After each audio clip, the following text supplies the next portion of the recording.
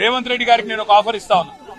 రేవంత్ రెడ్డి గారు, నీకు నిజాయితీ ఉంటే, నీకు ధైర్యం ఉంటే ఒక పని చేద్దాం. నేను తయారుగా ఉన్నా, నువ్వు ముందుకు రా, జడ్జి గారు ముందు కూర్చుందాం.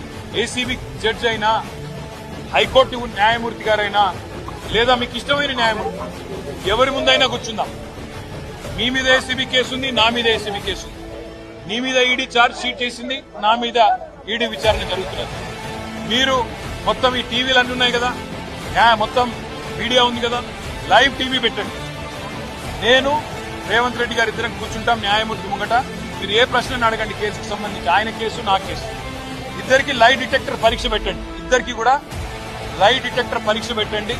మొత్తం రాష్ట్ర ప్రజలందరూ చూస్తుండగా ఒక 50 లక్షలు 20 లక్షల రూపాయలు ఒడిసిపోతుంది. లేకపోతే ఈ 10 కోట్ల రూపాయలతో అనవసరంగా ప్రజాధనం దుర్వినియోగం అయ్యే విధంగా, ఇంతమంది ఉన్నతాధికారుల టైం వేస్ట్ అయ్యే విధంగా, ఇంతమంది మీడియా సంస్థల టైం వేస్ట్ అయ్యే విధంగా ఈ కక్ష సాధింపు విచారణ మంచిది కాదు.